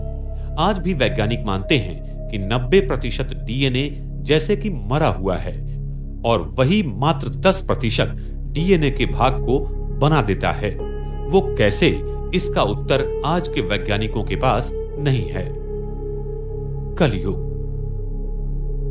कलयुग के अंतिम समय पर स्वयं परमात्मा 1936 में इस भारत भूमि में साकार प्रजापिता ब्रह्मा के तन में प्रवेश करते हैं और उनके द्वारा इस सारे ब्रह्मांड के आदि, मध्य और अंत के कर्मों का ज्ञान देते हैं, जिसे दिव्य अवतरण कहा जाता है। जब स्वयं परमात्मा भारत भूमि पर आते हैं तब उनके सर्वोच्च ईथर शक्ति के भंडार होने के कारण इस भारतीय भूखंड की चुंबकीय शक्ति बढ़ने लगती है। इस ईथर ऊर्जा के कारण वैज्ञानिकों को E=mc² आदि अनेकानेक शोध लगने शुरू हो जाते हैं। पृथ्वी का केंद्रीय गुरुत्वीय बल बढ़ने का कारण है विश्व का गुरुत्वीय केंद्रीय बल, जो ब्रह्मांड में ध्रुवीय तारा के ऊपर बना हुआ है। वो विश्व का प्रसरण होने के कारण तथा अवकाश ब्रह्मांड की चक्रीय गति बढ़ने के कारण धीरे धीरे नीचे आ रहा है। ये ध्रुवीय तारा आने वाले समय में पृथ्वी के बहुत करीब आ जाएगा, जिसके कारण उसकी स्वर्णिम प्रकाशमान ईथर ऊर्जा से प्रकृति के मूलभूत ऊर्जा का बहुत बड़ा परिवर्तन होगा। जैसे सिलिकॉन जो सेमीकंडक्टर है वो बैड कंडक्टर बन जाएगा और दुनिया के सारे संगणक और इलेक्ट्रॉनिक साधन बंद हो जाएंगे। सारी इलेक्ट्रॉनिक प्रणालियां बंद होने के कारण दुनिया में हाहाकार मच जाएगा और साथ साथ यूरेनियम आदि धातु में अपने आप विकेंद्रीकरण होना शुरू हो जाएगा, जिससे दुनिया भर में बने हुए आणविक शस्त्रों का अपने आप विस्फोट हो जाएगा, जिससे सृष्टि पर महापरिवर्तन की प्रक्रिया शुरू हो जाएगी। सृष्टि परिवर्तन की प्रक्रिया का पहला चरण आणविक शस्त्रों के भयंकर विस्फोट से सृष्टि परिवर्तन की अनेक प्रक्रिया को उत्तेजित करेगा। अणु बॉम्ब, हाइड्रोजन बॉम्ब का प्रचंड विस्फोट पृथ्वी पर छोटे सूरज का काम करेगा। आणविक बॉम्बों से करीब 10 लाख डिग्री सेल्सियस तापमान थोड़े समय के लिए हो जाएगा, जिसे सारे धातु, मनुष्य, संपत्ति, वस्तुएं और पर्वत आदि विस्फोट होकर पिघल जाएंगे। अणु बॉम्ब के इसी ऊर्जा पिघलने के कारण पृथ्वी के केंद्रीय गाभा के ऊपर बना सिलिकॉन पूरी तरह से पिघल जाता है। पृथ्वी के समुद्र में बर्मुडा और फॉर्मोसा ट्रायंगुलर क्षेत्र हैं। वो पृथ्वी के केंद्रीय गाभा के 2 द्वार हैं, जो सिर्फ पानी से ढके हुए होने के कारण पृथ्वी के सबसे ज्यादा गुरुत्वीय बल के क्षेत्र में हैं। इसलिए कोई भी हवाई या पानी पर चलने वाला जहाज इन क्षेत्रों में जाते ही गायब होकर पृथ्वी के अंदर चला जाता है। इसलिए इन क्षेत्रों को डेविल सी कहते हैं। इन्हीं क्षेत्रों से अति प्रकाशित ईथर ऊर्जा के द्वारा प्रचंड विद्युत शक्ति से पृथ्वी का केंद्रीय गाभा पुनः चार्ज होगा। अंत में इस अति प्रकाशित ईथर ऊर्जा की शक्ति से पृथ्वी के चुंबकीय गाभा के बीच का विद्युत विरोधक द्रव्य पिघल जाता है, जिससे सारी पृथ्वी की चुंबकीय शक्ति में परिवर्तन आ जाएगा और यही परिवर्तन पृथ्वी के दोनों ध्रुवों को समाकर एक ही मोनोपोल में परिवर्तित कर देगा। आइंस्टाइन बोसॉन कंडेंसेशन की भाषा में पृथ्वी का केंद्रीय गाभा एक सुपर एटम बन जाएगा और पृथ्वी की गुरुत्वीय शक्ति बहुत बढ़ जाएगी, जिसका केंद्र भारत होगा। पृथ्वी की चुंबकीय शक्ति में परिवर्तन आने के कारण दुनिया में अनेक तूफान, सुनामी, चक्रवात और भूचाल आदि ज्यादा संख्या में आ जाएंगे। दुनिया का 96% बर्फ जो दोनों ध्रुवों पर जमा है वो पिघल जाएगा और समुद्र की ऊंचाई 300 से 400 फीट बढ़ जाएगी, जिससे दुनिया भर में समुद्र किनारों पर बसे सारे शहरों का विध्वंस हो जाएगा। दुनिया के सारे भूखंड विध्वंस होकर भारत की ओर केंद्रित हो जाएंगे, जिसे हम पेंजिया और गोंडवाना लैंड कहते हैं। ये प्रक्रिया बहुत ही अद्भुत और विशाल है। वैज्ञानिक जिन क्रियाओं को होने के लिए लाखों करोड़ों साल का समय लगता है, ऐसा मानते हैं कि वो क्रियाएं पलक झपकते ही कुछ ही समय में शुरू हो जाएंगी और इस पृथ्वी के ध्रुवों का केंद्रीयकरण होकर पृथ्वी पर बिखरे हुए सारे शक्तियों के चक्रों का ईथर शक्ति द्वारा एक ही मोनोपोल में केंद्रीयकरण हो जाएगा, जिसके द्वारा सारे पृथ्वी पर वो ईथर शक्ति सभी प्राणी मात्रा और प्रकृति की ऊर्जा में निरंतर प्रवाहित होती रहेगी। यही ईथर शक्ति ब्रह्मांड में सारे क्वांटम चेंजेस लाएगी, जिसके कारण मानो बिग बैंग जैसे परिस्थिति का निर्माण होगा, क्योंकि परमात्मा जो 10 मितीय विश्व में रहते हैं वो इसी सूक्ष्म ईथर शक्ति के द्वारा ब्रह्मांड और सृष्टि के हर कणों का विकेंद्रीकरण बाहर की दुनिया से करेंगे, जिससे थर्मोडायनामिक के दूसरे नियमों द्वारा सृष्टि की एंट्रोपी शून्य हो जाएगी। ब्रह्मांड के सारे भौतिक कणों का विकेंद्रीकरण की स्थिति बन जाती है, जिसका प्रतिबिंब उन्हें अभी के ब्रह्मांड के कणों में प्राप्त होता है, जिस कारण वो सोचते हैं कि ये सारे कण कभी एक समय एकत्रित थे और आज बिखर गए, जिससे आगे चलकर ये विद्यमान जगत बन गया। परमात्मा की पराशक्ति के द्वारा हमारे मस्तिष्क में द्वापर युग के आरंभ में जो सूक्ष्म कृष्ण विवर बना हुआ था वो नष्ट हो जाएगा और हमारा अचेतन मन पूरी तरह खुल जाएगा और दुनिया की सभी आत्माओं को अपने असली स्वरूप का ज्ञान हो जाएगा कि हम वास्तव में आत्मा हैं और न कि ये भौतिक शरीर, और साथ साथ अपने सच्चे आत्मिक पिता का ज्ञान संसार की सभी आत्माओं को होगा, जिससे सारे संसार को ईश्वर का परिचय और अनुभव हो जाएगा। अंत में न्यूट्रॉन कणों का कृष्ण विवर भी नष्ट हो जाता है। शुभ्र और कृष्ण विवर का पृथ्वी के गुरुत्वीय केंद्र के मध्य का अंतर समय के साथ साथ कम होता जाता है, जो अब बहुत कम है और आगे चलकर ये और कम हो जाएगा। इसके कारण प्रकाश की किरणें अधिक वक्रमान हो जाती हैं, जो कि शुभ्र विवर का पृथ्वी के गुरुत्वीय केंद्र की शक्तियों के साथ का संबंध है। अभी ध्रुवीय तारा नीचे आने के कारण ब्रह्मांड के मध्य भाग में आकाश तत्व फैल रहा है, जिसके कारण वैज्ञानिकों को यह विश्व प्रसरण होता हुआ नजर आता है। उन्हें आकाश गंगा एक दूसरे से अधिक दूर जाती दिखाई दे रही है। तारों का दूर जाना प्रकाश की स्पेक्ट्रम से पता चलता है। अभी प्रकाश की तरंगों में रेडशिफ्ट इसी के कारण मिल रही हैं। ध्रुवीय तारा की गति हमारे मानसिकता की पवित्रता पर आधारित होती है। द्वापर युग से लेकर कलयुग तक हमारी पवित्रता में निरंतर गिरावट आने के कारण हमारी कुंडलिनी शक्ति, जो सतयुग त्रेता युग में सहस्त्र चक्र में थी, वो आज्ञा चक्र, फिर हृदय चक्र और अभी कलयुग में मूलाधार चक्र में आ जाती है। इसके कारण ध्रुवीय तारा भी धीरे धीरे नीचे आना शुरू हो जाता है और साथ साथ पृथ्वी के संग उसका केंद्र बिंदु थोड़ा झुकना शुरू हो जाता है, जो अभी कलयुग में 23.5 अंश तक आ जाता है। इसलिए सारा आकाश तत्व हमें अभी 23.5 अंश झुका हुआ नजर आता है। सहस्त्र चक्र से नीले रंग की प्रकाश की किरणें फैलती हैं और मूलाधार से लाल रंग की, जो अभी विश्व में हमें तारों से प्रकाश की लाल रंगों की तरंगें मिल रही हैं। ब्रह्मांड का इस तरह फैलना और फिर सिकुड़ जाना, इसके कारण वैज्ञानिक इसे बिग बैंग द्वारा निर्माण हुआ बताते हैं, लेकिन ये ब्रह्मांड अनादि है। इसका न कभी निर्माण हुआ है और न ही कभी अंत होगा। सिर्फ ब्रह्मांड का परिवर्तन ही होता है। अभी ध्रुवीय तारे के नीचे आने की गति ज्यादा होने के कारण ब्रह्मांड में कई जगह आकाश गंगाएं पीछे से खींचती हुई दिखाई दे रही हैं, जिसे वैज्ञानिक डार्क फ्लो प्रॉब्लम बता रहे हैं। उन्हें यह पता नहीं पड़ रहा है कि ये क्या हो रहा है। वैज्ञानिकों ने जो उपग्रह ब्रह्मांड में दूर भेजे थे, वो फिर से पृथ्वी की ओर आ रहे हैं। वो क्यों आ रहे हैं, ये उन्हें पता नहीं चल रहा। इस ब्रह्मांड की चक्रीय अवकाश प्रणाली का ज्ञान उन्हें नहीं होने के कारण उन्हें इस बात का आश्चर्य हो रहा है। पृथ्वी का केंद्रीय गाभा पूरी तरह चार्ज होने के कारण पृथ्वी के ऊपर का आकाश तत्व भी बहुत चार्ज हो जाता है, जिससे सारा तारामंडल बहुत धीमी गति से घूमेगा और पृथ्वी पर दिन रात 21-21 घंटों के हो जाएंगे।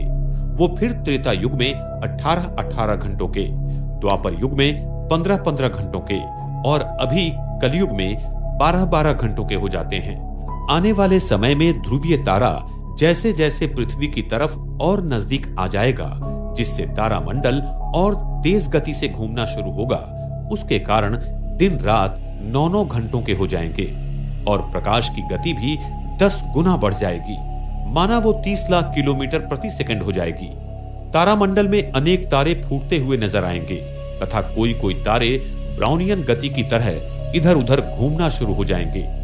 ध्रुवीय तारा की ईथर ऊर्जा के कारण पृथ्वी के ऊपर बने अवकाशीय प्रणाली में जो कृष्ण विवर बने हुए थे, वो नष्ट हो जाएंगे और संसार को दक्षिण ध्रुव के बाहर के खंडों का ज्ञान हो जाएगा तथा सारे छोड़े गए उपग्रह इसी धरती पर, इस अनजान भूमि पर गिरे हुए मिलेंगे और इस अनजान भूमि पर जो पशु प्राणी रहते हैं, वो इस जगत में आने का प्रयास करेंगे। अभी भी उस जगत में डायनासोर जैसे प्राणियों का वास्तव्य है, जिसका निर्माण कलयुग की शुरुआत में पेशियों में जीवन ऊर्जा कमी होने के कारण प्रकृति की कार्बन तत्वों से शुरू हो जाता है। दक्षिण ध्रुव की विद्युत चुंबकीय शक्ति के कारण इस बार चक्रीय अवकाशीय भौगोलिक संरचना के कारण वो यहाँ आ नहीं सकते और हम वहां जा नहीं सकते। जब कृष्ण विवर नष्ट होगा, तब ये सारी जाति प्रजाति ईथर ऊर्जा के कारण नष्ट हो जाएंगी और इनकी देह पृथ्वी के भूखंडों में दफन होने के कारण हमें अगले कल्प में फिर से तेल, कोयला व गैस आदि प्राप्त होंगे। अंत समय में वो वास्तविक रूप में डायनासोर्स को इस दुनिया में थोड़े समय के लिए घूमता हुआ जरूर देखेंगे। इस स्मृति के कारण आज लोगों ने इस पर बहुत सारी फिल्में बनाई हैं, जो होने वाली घटनाओं का सूचक उनके अवचेतन मन पर प्रभाव डालता था, जिसके कारण उन आत्माओं को ऐसी दृष्टि आई थी और उसके आधार पर ऐसी फिल्मों का निर्माण हुआ। जब ध्रुवीय तारा की शक्ति के साथ साथ वो पराभौतिक ईथर शक्ति O9, जो अति शक्तिशाली और दिव्य भूत है, उसकी शक्ति सारे ब्रह्मांड के 5 तत्वों के कणों में मिल जाएंगी, जिससे तत्वों के कणों का विकेंद्रीकरण होना शुरू हो जाएगा और साथ साथ परमात्मा और अन्य पवित्र आत्माओं का आत्मिक बल इस ब्रह्मांड में ऊर्जा का केंद्रीयकरण करेगा, जिससे विश्व की अनावश्यक ऊर्जा शून्य हो जाएगी। और थर्मोडायनेमिक सिद्धांत के दूसरे नियमानुसार विश्व में ऊर्जा का केंद्रीयकरण बाहरी शक्ति से होगा, जिससे ये सारा ब्रह्मांड ईथर शक्ति के द्वारा पुनः रीसेट हो जाएगा। ये अति शक्तिशाली ईथर O9 ईश्वर का अपना पारसमणि है, जो अति सूक्ष्म दैव भूमि के संरचना के द्वारा सारे तत्वों को शुद्ध रूप में लाता है। प्रकृति का हर भौतिक कण अपनी पूर्ण ऊर्जा स्वरूप में आ जाएगा। प्रकृति के इस तमो प्रधान से सतो प्रधान अवस्था के परिवर्तन को हम विनाश के रूप में देखेंगे, लेकिन वास्तव में ये विनाश नहीं है, ये स्वर्णिम सृष्टि की संरचना का उदय है। मनुष्य आत्माओं की पवित्रता इस ब्रह्मांड की ग्रेविटी को नियंत्रित करती है। ये सत्य सारी दुनिया को मानना पड़ेगा। वर्तमान समय में ब्रह्मांड का ध्रुवीय तारा, जिसमें ईथर शक्ति O9 भरी हुई है, वो एक स्ट्रिंग की तरह इस धरती की ओर आ रहा है और उसके साथ साथ परमात्मा की सर्वोच्च पराशक्ति भी आ रही है, जिसके कारण सारा विश्व एक वैश्विक मोड़ लेगा और इस सृष्टि चक्र में पुनः नए स्वर्णिम युग का शुभारंभ होगा। ईथर शक्ति प्रकृति के पांचों तत्वों एवं प्राणी मात्राओं का और परमात्मा की पराशक्ति मनुष्य आत्माओं का संपूर्ण शुद्धिकरण कर उन्हें पूरी तरह से परिवर्तित कर देगी। इसलिए इन दोनों शक्तियों को लाने वाले ध्रुवीय तारा को परमात्मा का पारसमणि कहते हैं, जो सारे विश्व को संपूर्णतः परिवर्तन कर नए सतयुगी सृष्टि का निर्माण करता है। ध्रुवीय तारा धरती के नजदीक आकर फिर अपने पूर्व स्थान पर चला जाएगा, जिसे इसी समय सारा संसार प्लैनेट एक्स एवं निब्रू के रूप में चर्चा कर रहा है। वो भी पृथ्वी के नजदीक से आकर चला जाएगा। ध्रुवीय तारा के अपने स्थान पर जाने के बाद सारे ब्रह्मांड का विस्तारीकरण रुक जाएगा और साथ साथ केंद्रीय गुरुत्वीय बल शून्य हो जाएगा और ब्रह्मांड फिर अपने पहले के स्थान में आ जाएगा। सारी आकाश गंगाएं, तारे, सूर्य, चंद्र आदि पृथ्वी पर सतयुग में जैसे घूमते थे वैसे ही घूमना शुरू कर देंगे। प्रकाश की गति धीमी होने के कारण पृथ्वी के दोनों ध्रुवों पर भेजे गए सारे उपग्रह नजर आने लगेंगे, जिससे पृथ्वी गोल नहीं बल्कि चकती रूप में है। ये अद्भुत सत्य सारे संसार के सामने आ जाएगा। प्रकृति तथा विराट ब्रह्मांड की ये क्रिया अति विशाल और अद्भुत गोपनीय है, जिसे आज तक कोई नहीं जान पाया। ये सारे सत्य हमें आने वाले समय में प्रत्यक्ष मिलेंगे। माउंट आबू, सृष्टि परिवर्तन की प्रक्रिया का स्थान। पृथ्वी की सारी प्राचीन संस्कृतियां जैसे इजिप्ट के पिरामिड्स, ईस्टर आइलैंड, माया संस्कृति के पिरामिड्स आदि पृथ्वी के ले लाइन पर विकसित हुई हैं। प्राचीन संस्कृतियों ने इन्हीं स्थानों से पृथ्वी के चुंबकीय गाभा को ईथर ऊर्जा मिलने वाली वास्तुशिल्पों का निर्माण किया था, जिससे पृथ्वी को वो ईथर शक्ति मिल सके। अगर इन्हीं स्थानों को एक रेखा से जोड़ा जाए तो उस पर माउंट आबू, ये भारत का स्थान अरावली पर्वत में आता है। इस स्थान के अक्षांश और रेखांश देखा जाए तो 24 नॉर्थ अंश और 72 ईस्ट अंश पाए जाते हैं। ध्रुवीय तारा का पृथ्वी के साथ का 23.5 अंशों का झुकना और आकाश तत्व पृथ्वी के साथ 72 अंशों में उठना इसी माउंट आबू स्थान पर मिल जाता है, जो पृथ्वी का अभी केंद्र बिंदु है। तो विश्व परिवर्तन की प्रक्रिया यहीं से शुरू होती है। जिस प्राचीन राजयोग को सीखने की चाहत सारा संसार करता है, उसी राजयोग को सिखाने के लिए स्वयं सर्वोच्च परमात्मा शिव इस माउंट आबू की धरा पर आकर सारे विश्व का परिवर्तन कर रहे हैं। प्रकृति की होने वाली विराट परिवर्तन क्रिया की घटना को हम विनाश के रूप में देखेंगे। उस समय धरती का गुरुत्वीय केंद्र आबू पर्वत के नीचे होगा, जहां पारा भारी मात्रा में है, और यही गुरुत्वीय केंद्र उस परम धाम के शुभ्र विवर के गुरुत्वीय केंद्र से सरल रेखा में जुड़ जाएगा और विश्व की समस्त आत्माओं को परमात्मा धर्मराज के रूप में फिर से शुद्ध बनाकर वापस घर ले जाएगा। परम धाम के शुभ विवर का द्वार हर 5000 वर्ष के बाद खुलता है। ये एक रिवर्स क्लिकिंग मैकेनिज्म है जो अति अद्भुत है। जिस समय शुभ विवर का द्वार खुल जाएगा तब सारी आत्माएं आबू पर्वत के केंद्रीय गुरुत्वीय स्थान से परम धाम की ओर वापसी की यात्रा करेंगी। इस भारत भूमि पर फिर से सतयुग शुरू होगा और श्री कृष्ण श्री राधे की आत्माओं का जन्म होगा। सृष्टि की फिर से हूबहू पुनरावृत्ति होने लगेगी। ये सृष्टि हर 5000 वर्ष के बाद हूबहू घूमती रहती है। ये एक अद्भुत और अति गृह रहस्य सिर्फ परमात्मा हमें बता सकते हैं। इस भारत भूमि पर स्वयं परमात्मा का दिव्य अवतरण पिछले 78 साल से हो रहा है, जो कि एक बहुत अद्भुत और दिव्य घटना है।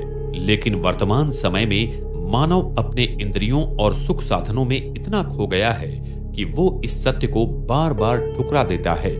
अंत में वो आत्माएं जिन्होंने परमात्मा को पहचाना और उसके कहने पर अपना जीवन व्यतीत किया, उसे आने वाले स्वर्णिम सृष्टि में परमात्मा देवी देवताओं के स्वरूप में ईश्वरीय जीवन बहाल करेगा। वर्तमान समय में स्वयं सभी आत्माओं के पिता परमात्मा मनुष्य आत्माओं को आने वाली नई सृष्टि का उपहार देने आया हुआ है। इसलिए हरेक आत्मा अपना उपहार उस परम पिता परमात्मा से लेकर स्वयं को ईश्वरीय शक्ति से भरपूर करे, जिससे इस पृथ्वी पर आने वाली स्वर्णिम सृष्टि में वो जाने के लायक बन सके तथा ईश्वर के इस महान कार्य में सहयोगी बनकर आने वाली स्वर्णिम सृष्टि का निर्माता बनकर अपना भाग्य बनाए। एक और सारी मानव जाति उस ईश्वर को मंदिर, मस्जिद, गिरजाघर में ढूंढ रही है तथा दुनिया के सारे वैज्ञानिक संशोधन कर ब्रह्मांड के रहस्यों को जानने की कोशिश कर रहे हैं, तो दूसरी ओर स्वयं परमात्मा शिव अरावली पर्वत में स्थित माउंट आबू की सुंदर वादियों में नए स्वर्णिम सृष्टि की कलाकृति बना रहे हैं। ये सत्य आने वाले समय में सारे संसार के सामने उजागर हो जाएगा। हाल ही में दुनिया भर के निकोला टेस्ला के चाहने वाले इस बात को मान रहे हैं कि वो महान वैज्ञानिक निकोला टेस्ला दुनिया में फिर से आएगा, क्योंकि टेस्ला ने खुद जुलाई 17, 1930 में कहा था, अभी नहीं लेकिन भविष्य में उचित समय आने पर मैं कुछ ऐसी उद्घोषणा करूंगा जो कि आपने किसी परिकथा में भी नहीं सुनी होगी। अब वक्त आ गया है कि ये संसार उस महान निकोला टेस्ला के विज्ञान की झलक फिर से देखेगा। निकोला टेस्ला का अनंतता और अमरत्व का विज्ञान दुनिया के सामने आने वाले समय में होगा। आने वाली अद्भुत और दिव्य स्वर्णिम दुनिया के लिए विज्ञान और पराभौतिक शक्ति दोनों दिव्य कार्य करेंगे और इस विश्व में आध्यात्मिकता और विज्ञान का संगम होकर एक नए स्वर्णिम युग की शुरुआत होगी। हम दुनिया के सभी वैज्ञानिकों को इस महान कार्य के लिए निमंत्रित करते हैं। इस फिल्म को देखकर आपके मन में जो भी अभिप्राय और शंकाएं हैं वो आप हमें जरूर लिखें।